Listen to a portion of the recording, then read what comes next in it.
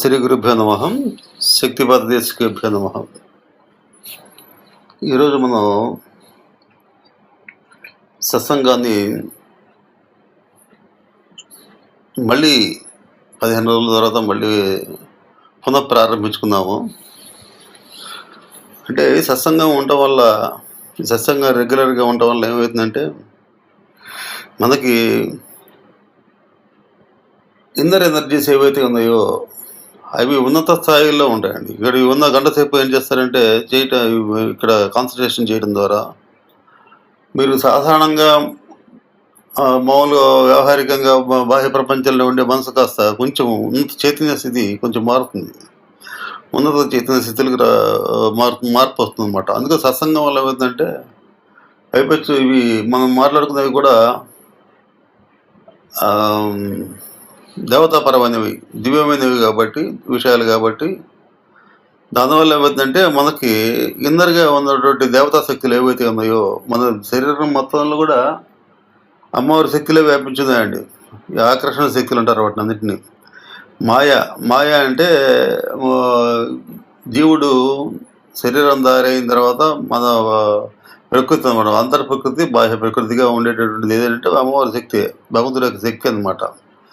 దేవతా శక్తులే ఇప్పుడు బాహ్య ప్రపంచంలో మనకు బయట కనపడే ప్రకృతిగాను, మళ్ళీ అంతరంగా ఉండేటువంటి మనోబుద్ధి చిత్త అహంకారాలు గాను రెండు విధాలుగా ఉండేది భగవంతుడి శక్తులే.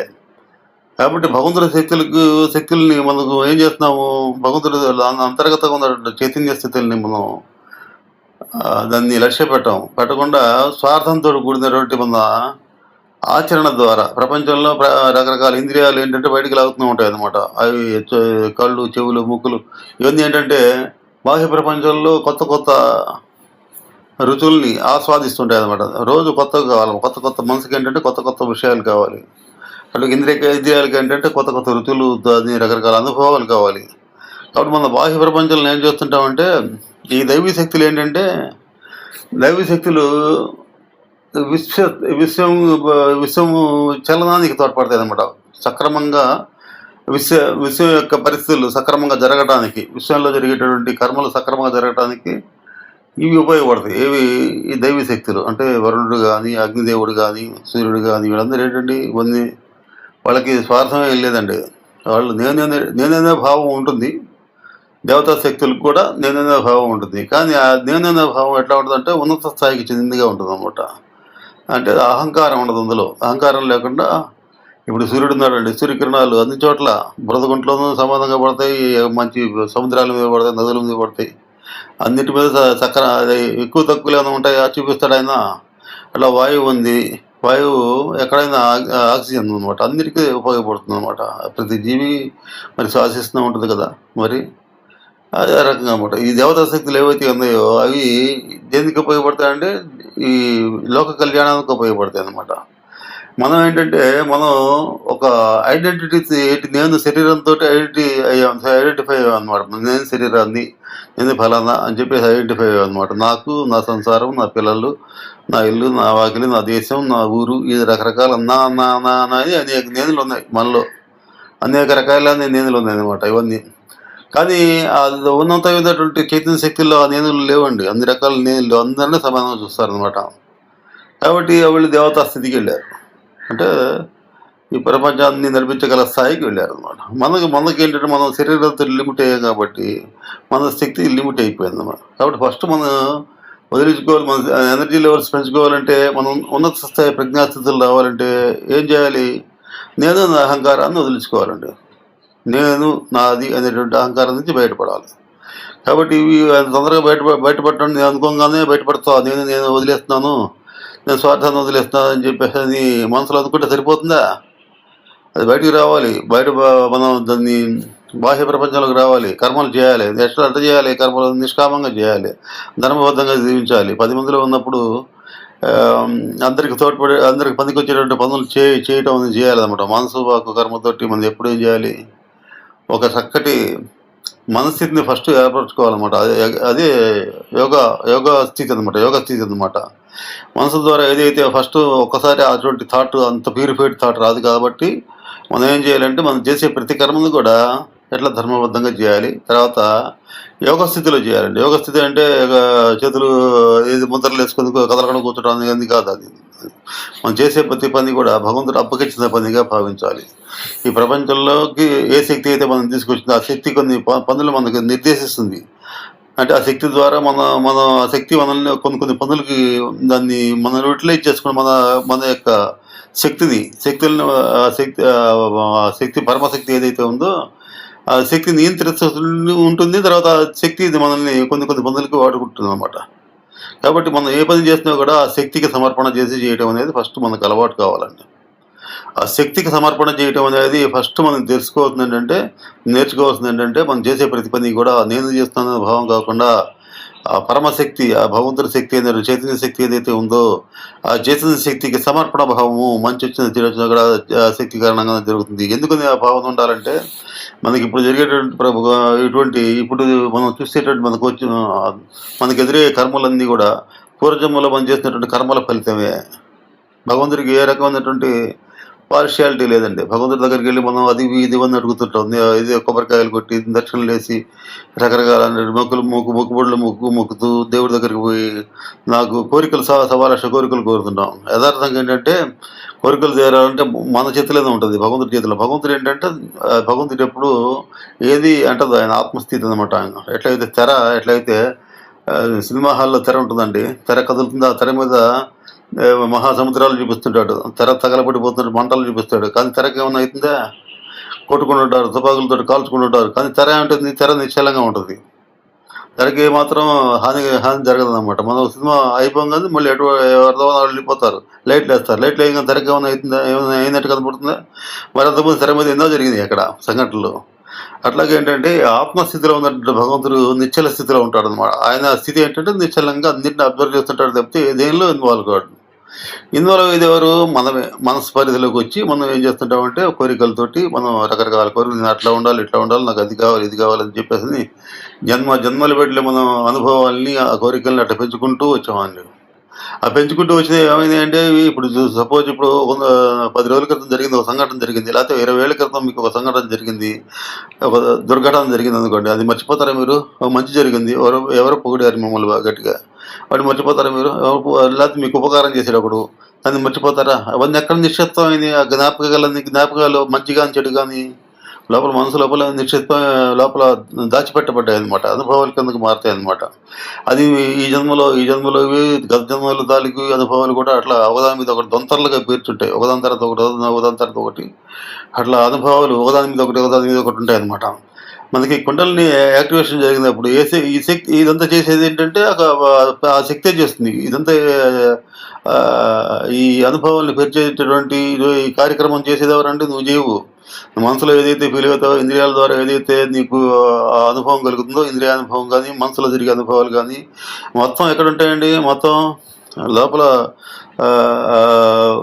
సెంటర్లో మనకి ఏది సబ్ కాన్షియస్ మైండ్ అంటారు అనమాట. సబ్ కాన్షియస్ మైండ్లో నిక్షిప్తమై ఉంటాయి, అంతర్మనస్సు అంటారు దాన్ని. అంతర్మనస్సులో ఇవన్నీ నిక్షిప్తమై ఉంటాయి అనమాట. కాబట్టి ఇప్పుడు నీ జన్మలో నువ్వు కర్మ చేసావు, పని చేసావు. ఆ పనికి ఫలితం ఏది నిర్ణయిస్తుంది? ఆ కర్మలు నిర్ణయిస్తాయి అనమాట. పూర్వజన్మలో నువ్వు చేసినటువంటి మంచి కర్మలు ఉంటే నువ్వు ₹1 పెట్టుబడి పెడితే ₹10 వస్తుంది అనమాట. నువ్వు పూర్వజన్మలో ఎటువంటి చెడు కర్మలు చేస్తూ వచ్చావు, ₹1000 పెడితే ₹10 మిగులుతాయి. అసలు ఉన్నవి కూడా పోతాయి అనమాట. అంటే ఏంటి ఇవన్నీ? ఇది మనం చేసిన కర్మల యొక్క ఫలితమే. ఎందుకని? ఈ ప్రపంచం ఏది కూడా మనసు పరిధిలోది. ఇదంతా హృదయ పరిధికి వెళ్ళామనుకో, ఆత్మ పరిధికి వెళ్ళామనుకోండి, అక్కడ ప్రపంచం లేదు, ఏమి లేదు. అక్కడ ఆనందమే ఉంటుంది. అక్కడ ఏ రకమైన టెన్షన్స్ ఉండవు. అక్కడ ఆనంద స్థితి అనమాట. అన్నిటినీ సర్వజ్ఞత వస్తుంది. భూత భవిష్యత్ వర్తమాన కాలాలు మొత్తం అన్ని స్థాయిలో ఉన్నటువంటి శక్తి స్థాయిల్ని దర్శించగలిగే ఆ శక్తి అనేది శక్తి విస్తరణ జరిగి ఉంటుంది కదా. 9 ఆవరణలు శ్రీచక్రాలు చెప్పాను. 9 ఆవరణలో శక్తి యొక్క విస్తరణ జరుగుతుందని చెప్పేసి. అట్లాగే మనకి ఈ లోకాలు కూడా 14 లోకాలు చెప్తాం. ఊర్ధ లోకాలు 7, అధో లోకాలు 7 అని చెప్పేసింది. ఇవన్నీ కూడా శక్తి యొక్క స్థాయి భేదాన్ని అనుసరించి సూక్ష్మ స్థాయిలో ఉండే లోకాలు అనమాట ఇవన్నీ. మనం ఇక్కడ భూలోకంలో ఉన్నాం. భూలోకం అంటే మత్స్యలోకం అంటారు దీన్ని. ఇది 3 డైమెన్షనల్ వరల్డ్. ఇక్కడ ఉన్న వాళ్ళు ప్రతి ఒక్కరు కూడా ఏదో టైంలో నశించాల్సిందే, చనిపోవాల్సిందే అనమాట. అది మత్స్యలోకం అని మత్స్యలోకం అంటారు అనమాట. అది అనమాట. కాబట్టి ఇక్కడ పుట్టిన ప్రతి ఒక్కరు కూడా దర్శించాల్సిందనమాట. ఇది 3 డైమెన్షనల్ వరల్డ్ అనమాట. ఇక్కడ ఏంటంటే పొడవు, వెడల్పు, లోతు 3 ఉంటాయన్నమాట. ఇంకా 3 డైమెన్షన్ తర్వాత 4th, 5th, 6th, 7th అట్లా 11 డైమెన్షన్స్ ఉందన్నమాట. 11th డైమెన్షన్స్లో భగవంతుడు ఉంటాడనమాట. ఆ డైమెన్షన్ అంత సూక్ష్మ స్థాయిలో భగవంతుడు ఉన్నాడు. కాబట్టి మనం ఇప్పుడున్న డైమెన్షన్లో కనబడేటువంటి సత్యాన్ని నిజం అనుకుంటే యథార్థమైన సత్యాన్ని నువ్వు ఎట్లా తెలుసుకుంటావు? ఇప్పుడు మన కంటికి కనబడే ఇంద్రియాల ద్వారా కనపడేదే సత్యం అని చెప్పి అనుకుంటే మరి ఇంద్రియాల ద్వారా కనపడిన సత్యాలు చాలా ఉన్నాయి కదా.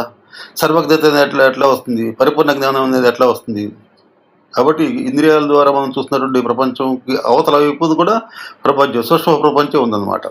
ఉదాహరణకి మన రేడియో వేవ్స్ కానీ, తర్వాత మన సెల్ టవర్లు పెట్టుకొని ఎక్కడికక్కడ రకరకాల కంపెనీలు మరి మనకి ఇవన్నీ మన సెల్ ఫోన్ ద్వారా అన్ని వింటున్నాం, చూస్తున్నాం, అన్ని చేస్తున్నాం. టీవీల ద్వారా ఎక్కడెక్కడ ప్రసారాలను చూస్తున్నాం. ఇవన్నీ మన కంటికి కనపడతాయా అంటే అవి లేవని చెప్పేసి మనం అనగలమా? అంటే సూక్ష్మ స్థాయిలో ఉన్నటువంటి శక్తికి సంబంధించినటువంటి స్థాయిలు అనేక ఉన్నాయి. ఈ అనేకమైన స్థాయిల గురించి చెప్పేదే, ఇంత సూక్ష్మ స్థాయిలో ఉన్నటువంటి శక్తి గురించి చెప్పేదే ఇది శ్రీచక్రం అనమాట.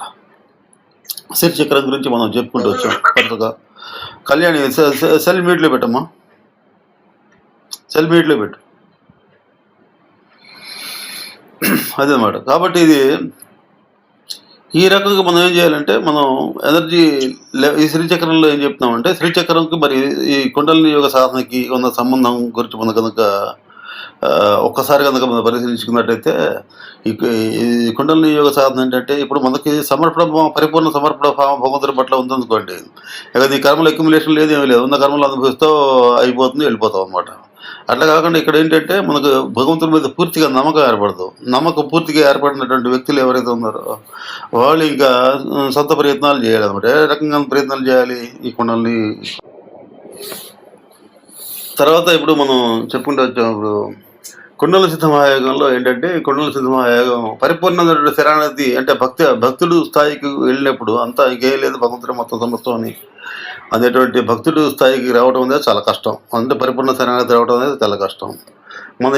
మనం బాహ్య ప్రపంచంలో ఉండి రకరకాల కర్మలు చేస్తుంటాం. కాబట్టి ఈ కర్మల యొక్క ఈ కర్మలకు సంబంధించినటువంటి అనుభవాలు అనేది కర్మలు అది నేను అనుకొని చేస్తుంటాం అనమాట. నేను అనుకొని చెప్పి చేసే కర్మలన్నీ కూడా మనం ఏం చేయాలంటే పరిపూర్ణ శరణాగతికి తీసుకెళ్ళాం అనమాట. అప్పుడు మనం ఏం చేయాలంటే ఇప్పుడు ఏ శక్తి అయితే మనకి కర్మలను ఏర్పడుతుందో అదే శక్తి యొక్క దాన్ని అనుగ్రహంతో మనం కర్మ విముక్తి అనేది చేసుకోవాలన్నమాట. దానికి ఇది కుండలిని యాక్టివేషన్ అనేది తప్పనిసరిగా కావాలన్నమాట. కాబట్టి లోపల ఇప్పుడు నేననేదాన్ని నేననేటువంటి భావాన్ని మనం వదిలిచి పరిపూర్ణ శరణాగతి అనేది ఎవరిలో రానప్పుడు ఏం చేయాలి? క్రమక్రమంగా ఏం చేయాలంటే మనం 2 మార్గాలు ఉంది. ఒకటి ఏంటంటే మనం జ్ఞాన మార్గం, భక్తి మార్గం అనమాట. భక్తి మార్గం ద్వారా పరిపూర్ణ భక్తి అంటే దేని పట్ల ఇక్కడ భక్తి? ఆ శక్తి పట్ల భక్తి అనమాట. శక్తి పట్ల భక్తిని కలిగి శక్తికి శరణాగతి చెందడం లోపల ఉన్నటువంటి అదే ధ్యానం కిందకి వస్తుంది అనమాట. ధ్యానం అంటే మన లోపల జరిగేటువంటి అంతర్చలనాలను గమనిస్తూ ఉంటాం అనమాట. ఆ రకమైనటువంటి అదొక సాధన అనమాట. ఇది సాధన ఒకటి అనమాట. అయితే మనం ఈ కుండలిని యాక్టివేషన్ జరిగినప్పుడు ఏమైందంటే ఇది క్లీనింగ్ ప్రాసెస్ అనేది అంతరంగంలో జరుగుతుంటుంది అనమాట. ఈ కర్మల యొక్క క్లీనింగ్ ప్రాసెస్ అంతరంగంలో జరుగుతుంటుంది. మనం చేయాల్సింది ఏంటంటే మనం ఆ శక్తికి సమర్పణతో నిరంతరం ఉంటాం అనమాట. శక్తికి సమర్పణతో ఉంటూ కర్మల్ని ఏవైతే ఉన్నాయో అవి మనం ఏం చేయాలంటే మనం కర్మలు మనకు వచ్చే నిత్య జీవితంలో సంభవించే కర్మలన్నింటినీ కూడా మనం ఏం చేయాలంటే దాన్ని భగవంతుడి సమర్పణ చేసి ఆ శక్తి సమర్పణ చేసి మంచి వచ్చిందో చెడు వచ్చినా కూడా మనం ఇన్వాల్వ్ కాకుండా మన సొంత అభిప్రాయాల్ని దానికి యాడ్ చేయకుండా ఉండాలన్నమాట. మంచి వచ్చితే మనం చేసినటువంటి భగవంతుడి దయ కలిగిన వల్ల మనకి జరిగిందని చెప్పి అనుకోవాలి. నేను చేస్తున్నానంటే దాంట్లో సక్సెస్ వచ్చింది అనుకోండి, సక్సెస్ వస్తే మనం ఏం చేయాలంటే ఇది భగవంతుడి అనుగ్రహం అనుకోవాలి. అంతేగాని నేను గొప్పవాడిని, నేను అందరికంటే సర్వజ్ఞత నాకు ఉంది, అన్నీ తెలిసినవాడిని, నా వ్యక్తులన్నీ అన్నీ తెలిసినవాడిని అని చెప్పి అహంకారం అనేది రాకూడదు మనిషిలో. ఎందుకంటే సర్వం కూడా భగవంతుడి యొక్క అనుగ్రహంతో ప్రతిదీ కూడా ఇక్కడ జరుగుతుంది. భగవంతుడు తప్పితే రెండోది లేదు ఇక్కడ. భగవంతుడు తప్పితే రెండోది లేదు. భాగవతం చెప్పేది ఏంటండి? భగవంతుడి యొక్క దివ్య గుణాల గురించి వర్ణిస్తుంది భాగవతం. ఆ దివ్య గుణాల గురించి వర్ణిస్తుంది. తర్వాత భగవంతుడే సమస్తం అని చెబుతుంది. సృష్టి స్థితి లయాలు చేసేది భగవంతుడే అని చెబుతుంది అనమాట. ఇందులో ఎవరి ప్రమేయం లేదు, ఎవరు మార్చాలన్నా కూడా మార్చలేదు అనమాట. మన జీవితంలో ఏదైతే కర్మలు అనుభవించాలో ఆల్రెడీ డిసైడ్ అయ్యి ఉంటాయి. వాటిని అనుభవించడం అదంది మనం ఈ జన్మలో మనం అనుభవిస్తాం అనమాట. అందులో ఎవరు మార్చలేరు. కాబట్టి ఇది తెలుసుకోవాలి ఫస్ట్. ఇది ఎప్పుడైతే తెలుసుకున్నావో అప్పుడు పరిపూర్ణ శరణాగతి అనేది శక్తి సమర్పణం చేసినప్పుడు ఏమవుతుందంటే ఆ శక్తిని నీ లోపల ఉన్నటువంటి జన్మల కర్మలన్నింటినీ అది భస్మం చేసేసి ఒకటి దాన్ని బయటికి క్రియల రూపంలో బయటకు తీసుకొస్తుందన్నమాట. క్రియల రూపంలో బయటకు తీసుకొచ్చి వాటిని చక్ర శుద్ధి అనేది జరుగుతుందన్నమాట. కింద లోయర్ చక్రాస్ అన్ని శుద్ధి అయిపోయినాయి అనుకోండి, హైయర్ చక్రాస్కి వెళ్ళినప్పుడు నీ యొక్క వ్యక్తిత్వం అంతా మారిపోతుంది. వ్యక్తిత్వ స్థాయిలు మారిపోతాయి. నీ వ్యక్తిత్వంలో చక్కటి పరిణితి అనేది వస్తుంది అన్నమాట. నిస్వార్థమైన అదే స్వార్థంతో కూడినటువంటి మనం కుటుంబం మీద మనం ప్రేమను చూపించేది కాస్త నిస్వార్థంగా, అది నిస్వార్థ ప్రేమ, అందరి మీద ప్రేమ చూపించే స్థాయికి వెళ్తుంది అనమాట. అట్లాగే ఈ కోపం ఉన్న చోట ప్రేమ అనేది వస్తుంది అనమాట. ద్వేషం ఉండొచ్చు, జలసి ఉండే చోట అది శాంతం, సహనం ఇవన్నీ వచ్చేస్తాయి అనమాట. అది దానికి వ్యతిరేకమైన శక్తులు అనమాట, దైవీ శక్తులు అనమాట.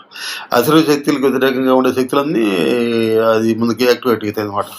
దీనికి మనకి నేను అందుకని ఏంటంటే ప్రతి ఆవరణ గురించి మొదటి ఆవరణ గురించి చెప్పుకుంటూ వచ్చాం. ప్రథమ ఆవరణ, రెండో ఆవరణ, మూడో మొత్తం అట్లా ఆవరణ మొత్తం చెప్పుకుంటూ వచ్చాం అనమాట. అంటే ఏంటి, మన శక్తులు ఏవైతే ఉన్నాయో మనకి భగవంతుడి ద్వారా ప్రాప్తించినటువంటి శక్తులు, అంతర్గత శక్తులు ఏవైతే ఉన్నాయో వాటిని యాక్టివేట్ చేయటం ఈ శ్రీచక్ర సాధన అనమాట.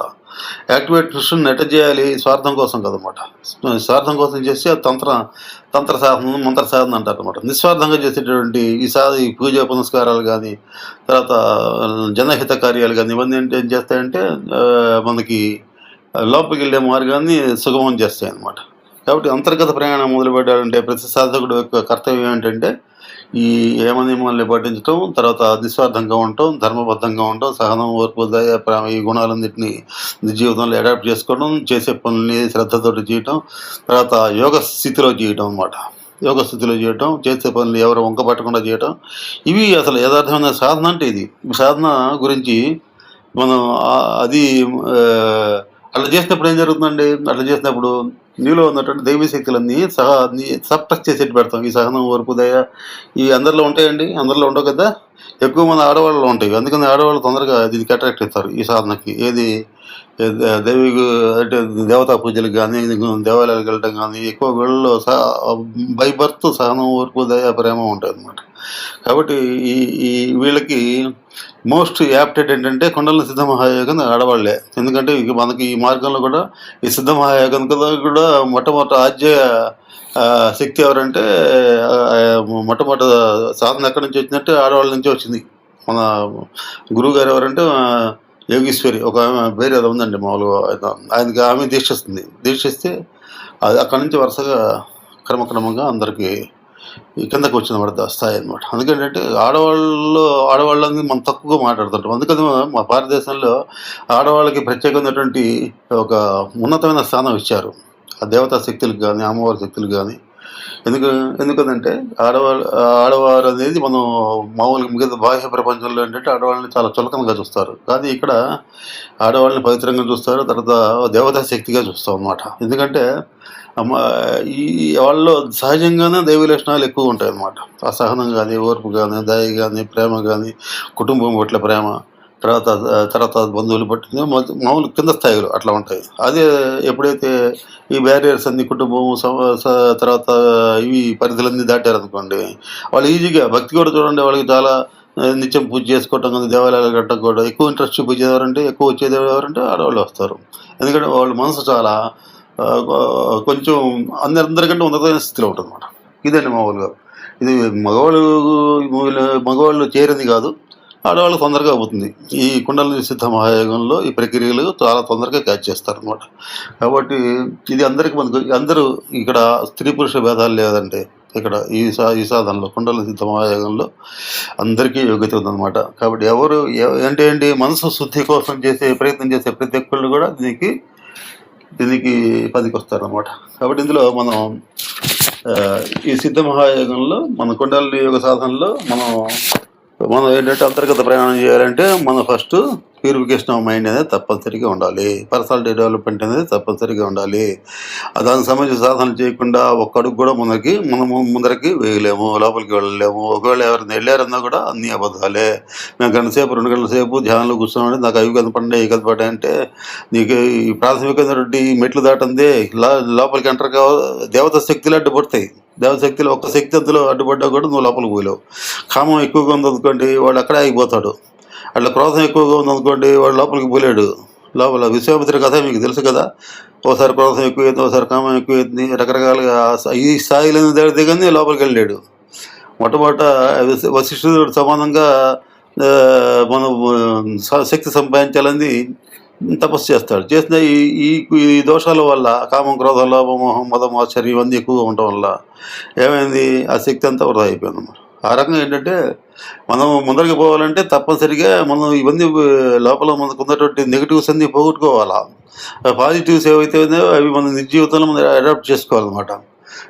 మన ఈ రీసెంట్ కాలంలో ఇప్పుడు కాలంలో ఉన్నటువంటి ఋషులు ఎవరండి? రామకృష్ణ పరమహంస కానీ, కంచి మహాస్వామి కానీ, తర్వాత రమణ మహర్షి కానీ, వీళ్ళ ఆశ్రమాలు ఉన్నాయి, వీళ్ళు చెప్పిన బోధనలు ఉన్నాయి, వీళ్ళు రాసిన పుస్తకాలు ఉన్నాయి. ఇవన్నీ కూడా ఈ కాలంలో వ్యక్తులకు సరిపడేట్టుగా రాశారనమాట. వీళ్ళు ఏం రాశారండి? ఇందులో రమణ మహర్షి రమణ గీత అంటారు దీన్ని. ఆయన రమణాశ్రమంకి వెళ్ళినప్పుడు మీకు ధ్యాన మందిరంలో వెనకాల కనపడుతుంది శ్లోకం.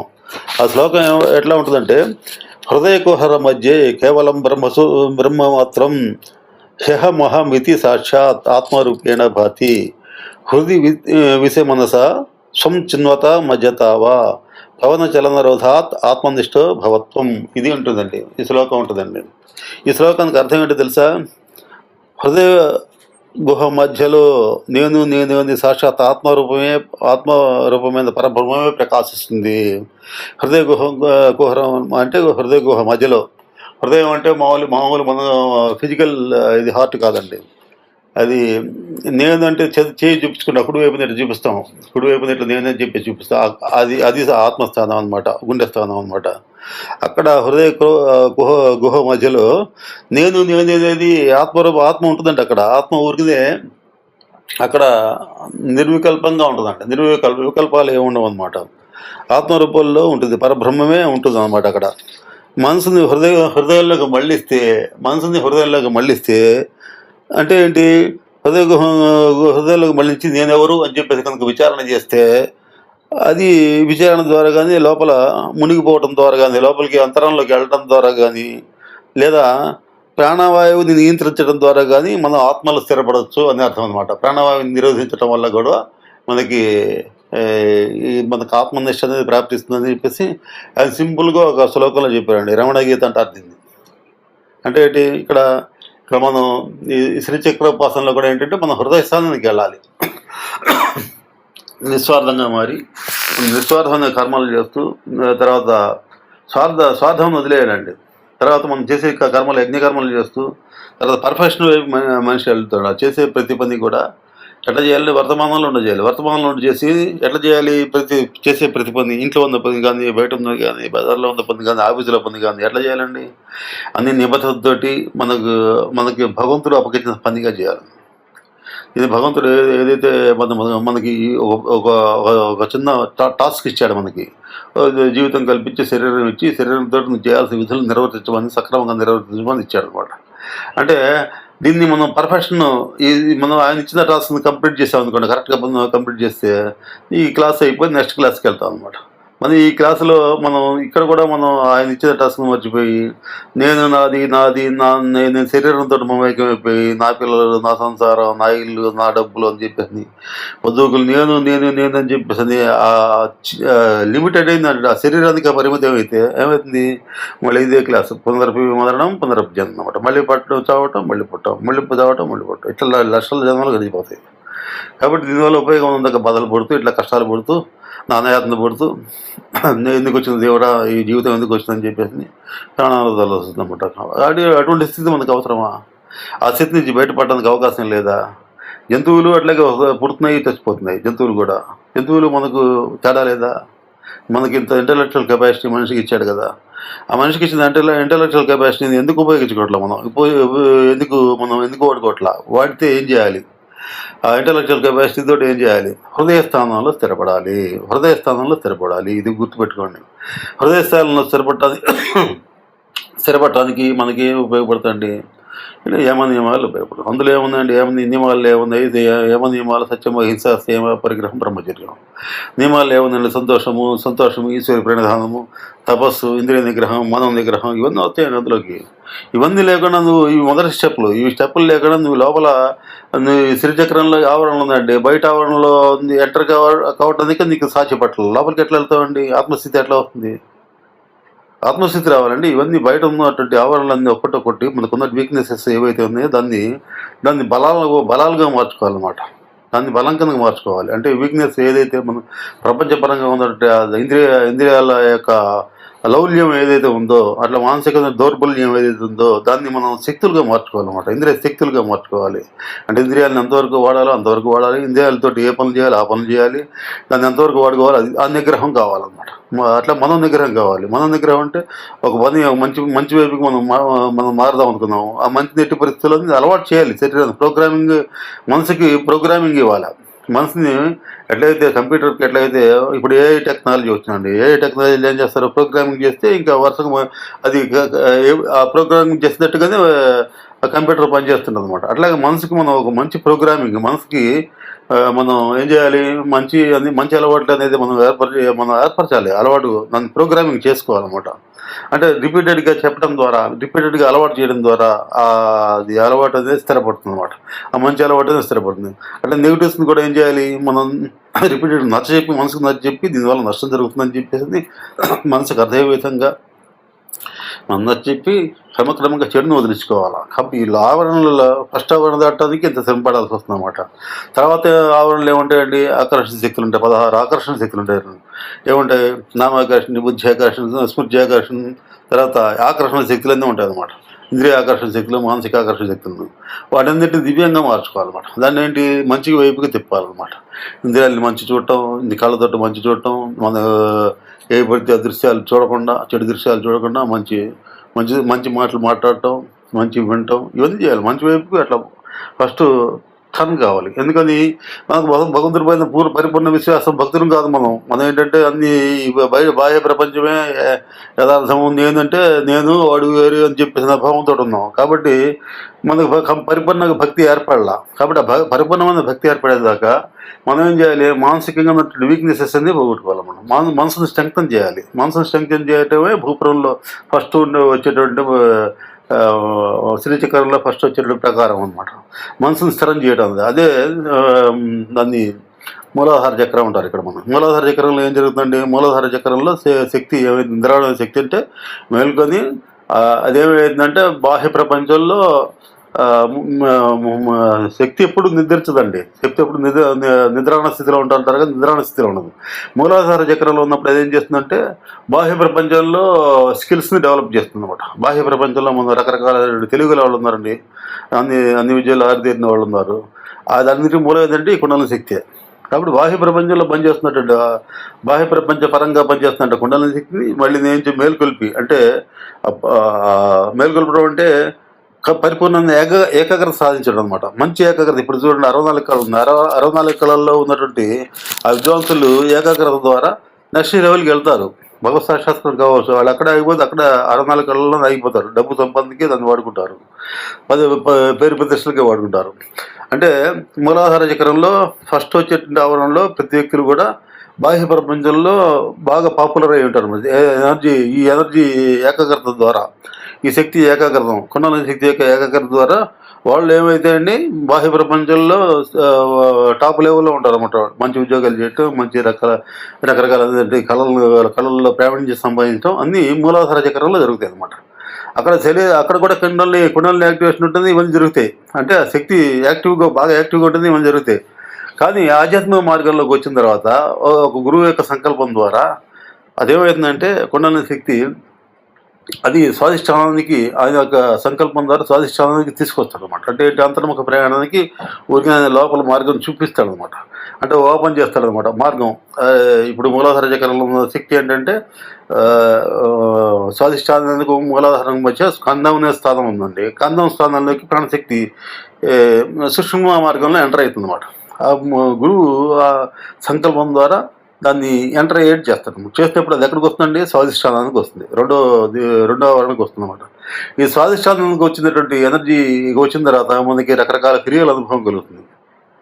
ఈ కుండలిని సిద్ధమహాయ సాధకులందరూ కూడా ఈ క్రియలు అనుభవం అనేది రకరకాలుగా మూమెంట్స్ రావడం, ముద్రలు రావడం అవన్నీ వస్తాయండి. మామూలు సహజంగా వచ్చేవి యథార్థమైనటువంటి సాధకులు. కానీ ఇప్పుడంతా ఫేక్. అందరూ ఏంటంటే హిప్నటైజ్ కాబడి జనాలు చేస్తున్నటువంటి ప్రక్రియ తప్పితే ఈ శుద్ధి కార్యక్రమం జరిగి పరిపూర్ణ ఏకాగ్రతతోటి నెక్స్ట్ లెవెల్కి వెళ్ళిన వాళ్ళు ఎవరు లేరండి. 99.9% ఎవరు లేరు. అటువంటి వాళ్ళంతా ఫేక్. బయట కనపడేదంతా ఫేక్.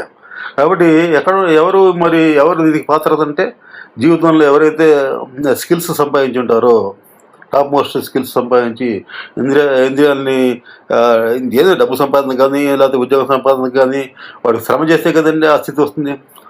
మన సమస్త శక్తుల్ని కేంద్రీకరిస్తూనే వస్తాయి. అంటే ఆ శక్తుల్ని కేంద్రీకరించగలిగిన స్థాయికి వచ్చినటువంటి వాళ్ళు ఆ శక్తుల్ని ఉపయోగించి మంచి స్థానానికి వెళ్ళి దాన్ని 10 మంది హితం కోసం ఎవరైతే వాడతారో, కుటుంబ హితం కోసం, సమాజ హితం కోసం ఎవరైతే వాడతారో అటువంటి వాళ్ళకి గురువు యొక్క అనుగ్రహం కలుగుతుంది అన్నమాట. గురువు అంటే ఎవరండి? బయట ఉండేటువంటి సన్యాసులు, కాషాయ బట్టలు కట్టుకునే వాళ్ళు కదా.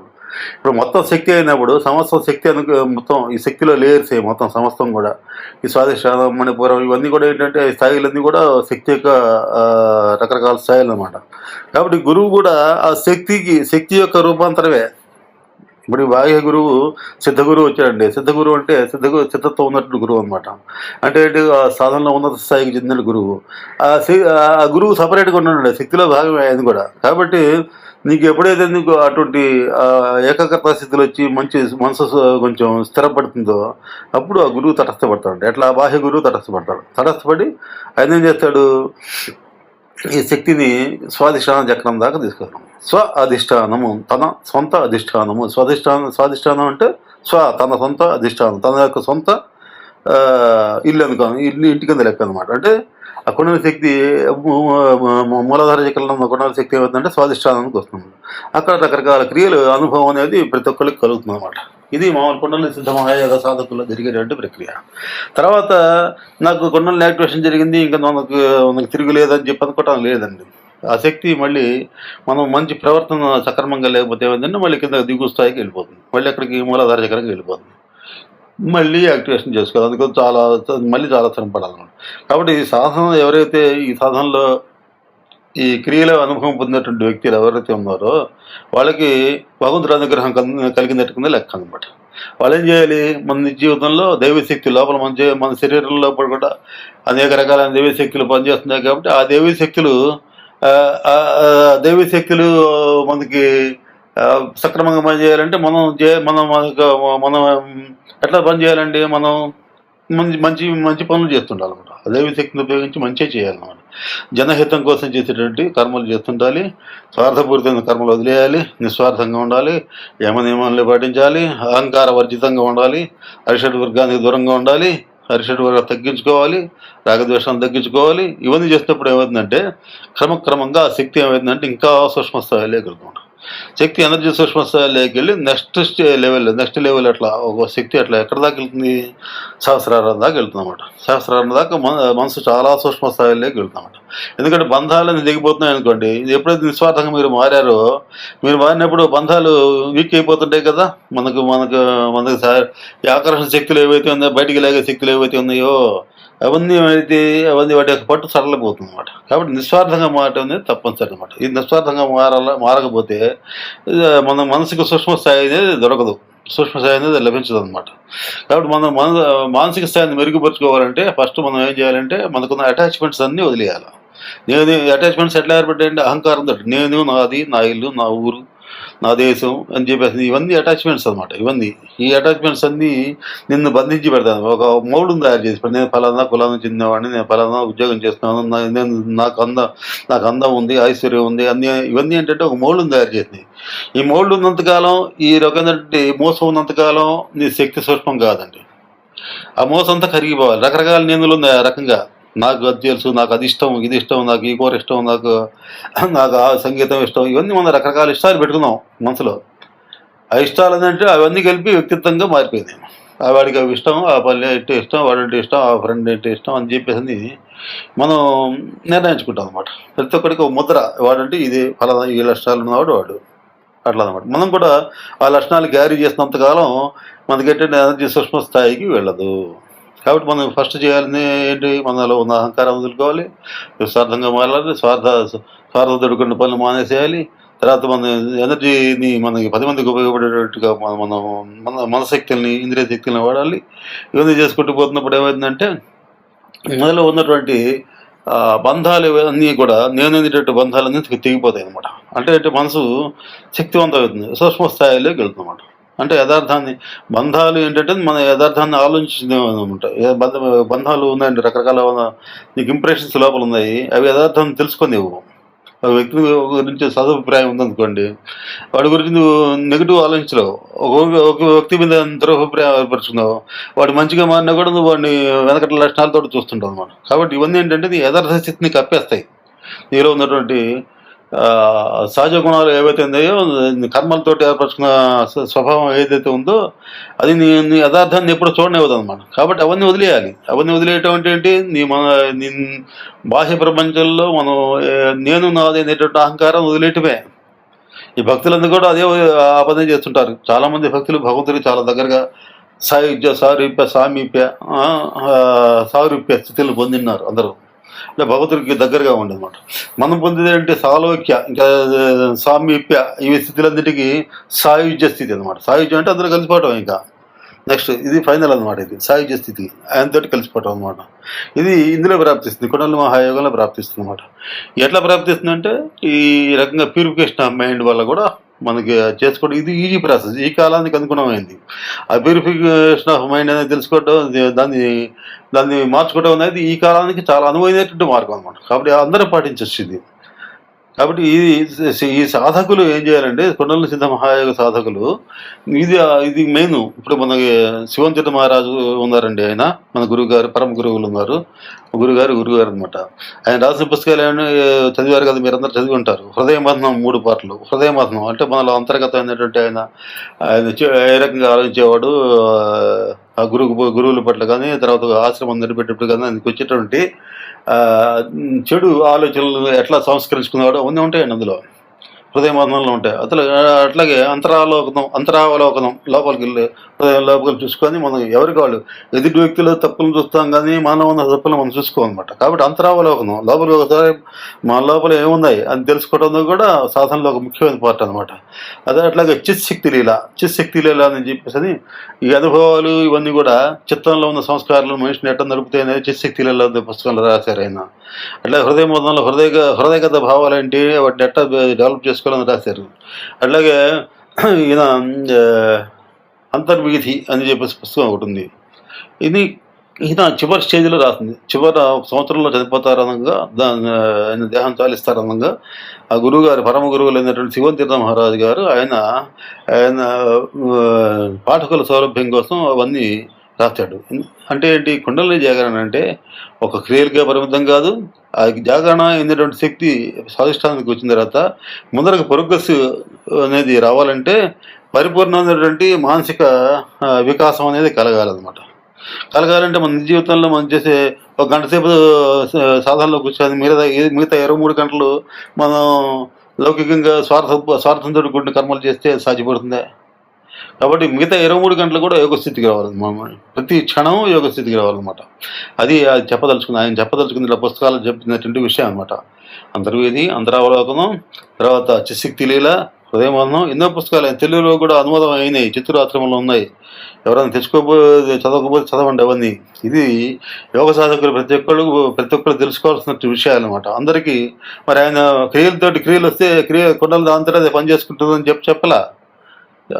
లోపల అంతరంలోకి వెళ్ళిపోతుంది, కాన్సన్ట్రేట్ వెళ్ళిపోతుందని చెప్పలా. ఇవన్నీ ఉన్నప్పుడు మాత్రమే నీ యొక్క అంతర్వీధి లోపలికి వెళ్ళడానికి నీకు మార్గం సుగమవుతుందని చెప్పారు అనమాట. కాబట్టి ప్రతి ఒక్క సాధకుడు ఏం తెలుసుకోవాలని, ఫస్ట్ కొండల సిద్ధమయోగాల్లోకి వస్తే తప్పనిసరిగా మనశుద్ధి కోసం ప్రయత్నించాల్సిన అవసరం ఎంతైనా ఉంది. ఇది అర్థం చేసుకోవాలి ప్రతి ఒక్కరు కూడా. అర్థం చేసుకోకుండా నువ్వు నేను ఆ సాధన చేశాను, ఈ సాధన చేశాను, ఆ గురువు గారి దగ్గరికి వెళ్ళి ఆశీర్వాదం చేసుకున్నాను, లేకపోతే ఇంకా తిరుపతి వెళ్ళి వచ్చాను, శ్రీశైలం వెళ్ళి వచ్చాను అంటే ఉపయోగం ఉంది. నీ యొక్క ఆ ఎనర్జీ లెవెల్స్ లోపల ఉన్నటువంటి ఇంప్యూరిటీస్ ఏవైతే ఉన్నాయో అవి వెళ్ళిపోవాలి పక్కకి. నేను అహంకారం వెళ్ళిపోవాలన్నమాట. కాబట్టి అందులో రమణ మహర్షిగా రమణాశ్రమంలో ఉందంటే శ్లోకం చెప్పే కదా, ఆ శ్లోకంలో ఇదనమాట ఫస్ట్ చెప్పిన మార్గం ఇది. రెండో చెప్పిన మార్గం ఏంటంటే ప్రాణాయామం అన్నమాట. ప్రాణాయామం అంటే అందరూ ఏమనుకుంటారంటే ముక్కులో గాలి పీల్చడాలే ఏముందిలే, కాసేపు ఈ ముక్కు ద్వారా పీల్చి ఆ ముక్కులోకి వదలటం అని చెప్పేది ఇది చాలా సింపుల్గా చెప్తారనమాట. ఇది ప్రాణాయామం గురించి. ప్రాణాయామం అది కాదండి. ప్రాణాయామం ద్వారా నేను అంతకుముందు చెప్పాను, ద్వాదశాంతాలు 2 రకాలైన ద్వాదశాంతాలు ఉంటాయని చెప్పాను.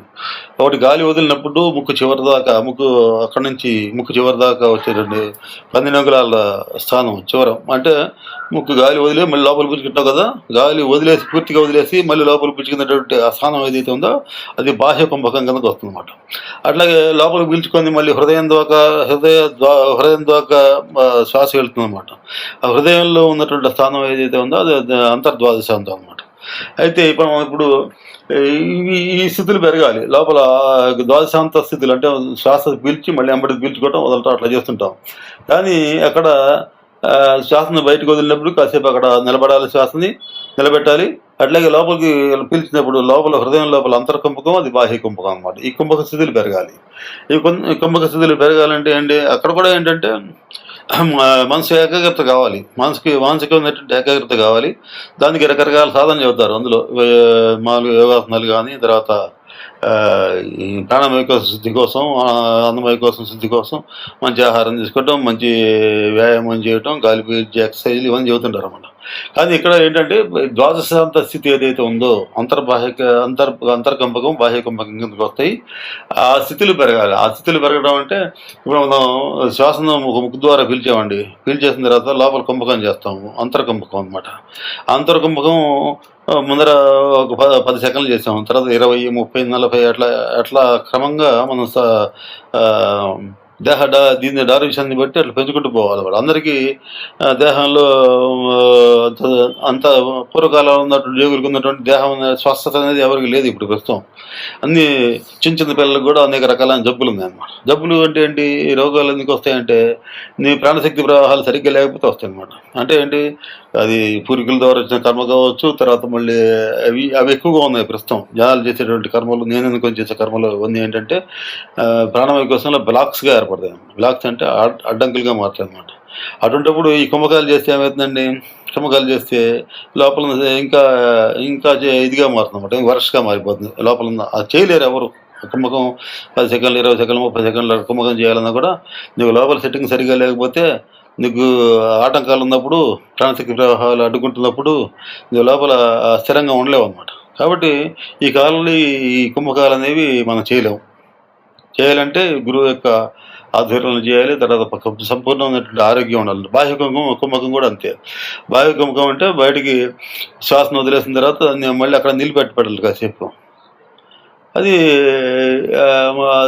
నిలిపెట్టి ఆ సూక్ష్మ స్థాయి పెరుగుతున్న కొద్దీ సూక్ష్మ స్థాయి ద్వాదశాంత స్థితి ఏదైతే ఉందో అది నిరుకల్ప స్థితి అన్నమాట.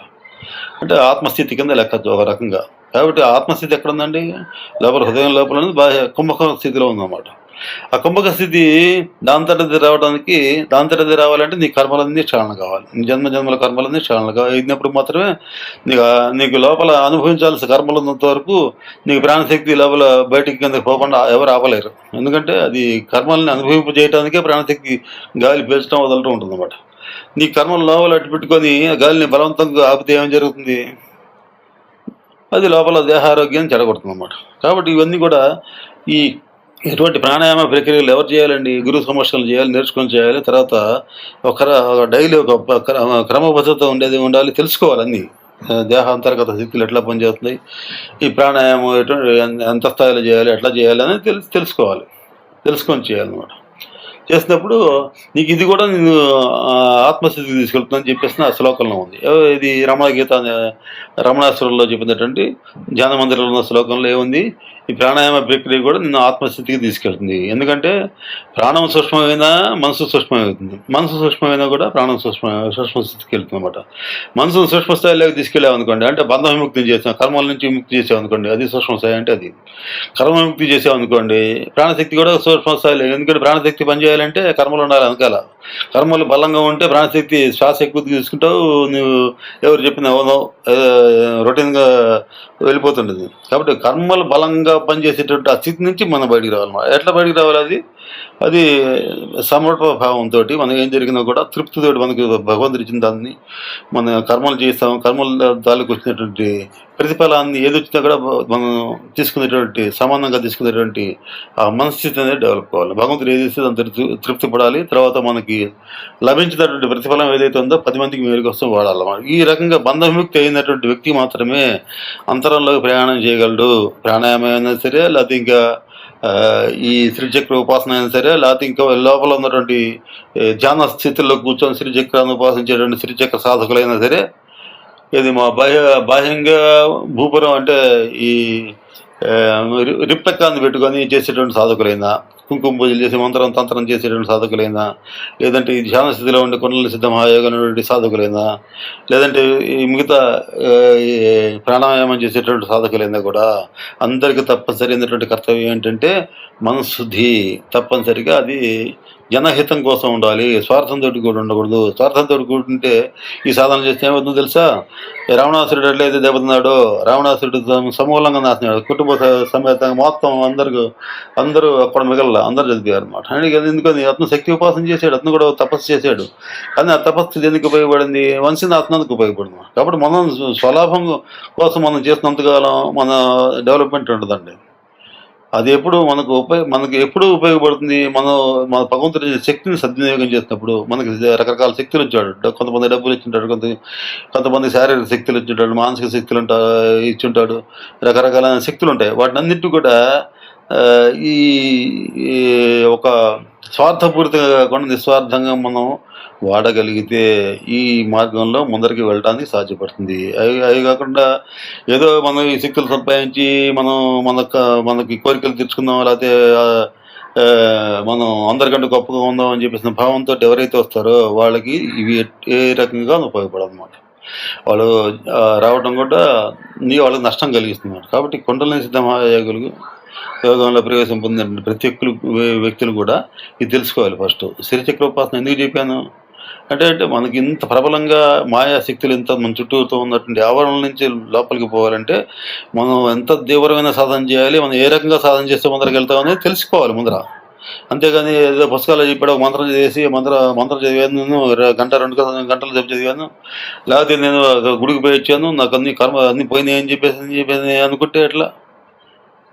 అది ఒక చిన్న బాహ్య అంత సూక్ష్మంగా ఉన్నటువంటి శక్తులు కదిలించాలంటే ఏ శక్తి అయితే నిన్ను కర్మబంధాలను కలిగించిందో అదే శక్తి నీకు తోడ్పడాలి. ఆ శక్తి యాక్టివేషన్ ఎప్పుడు జరుగుతుందంటే నీ యొక్క మనస్థితి సక్రమంగా ఉన్నప్పుడు మాత్రమే జరుగుతుంది.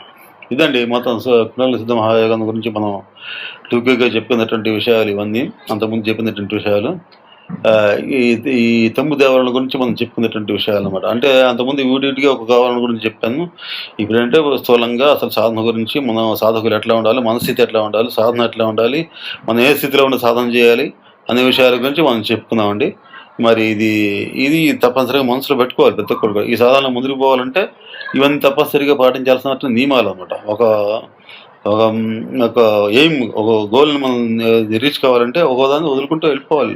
ఏదైతే మనకి వెనకలాగితే వాడిని వదలాలి, ఏదైతే మనం ప్రోత్సహిస్తే వాడిని పట్టుకొని నెమ్మదిగా. దానికి ఎవరు ఉపయోగపడతారంటే గురువు యొక్క ఈ సత్సంగాలు ఉపయోగపడతాం. గురువు ఆ స్థితికి చేరినటువంటి కొంత పై స్థాయికి చేరినటువంటి గురువు యొక్క సంకల్పం, యొక్క సూచనలు దానికి ఉపయోగపడతాం. గురువు అంటే వాళ్ళు అన్నమాట. కాబట్టి ఆ గురువు యొక్క చెబుతున్న విషయాల్ని మన నిజ జీవితంలో మనం ఇంప్లిమెంట్ చేసుకోవడానికి ప్రయత్నం చేయాలి.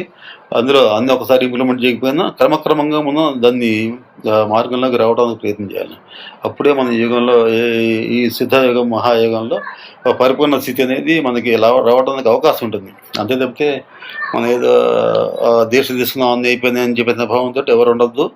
చక్కగా సాధన చేసుకోండి. తర్వాత ఈ యూట్యూబ్లో మన చెబుతున్నా కూడా ఇక్కడ ఒకసారి కూడా 2 సార్లు వినండి.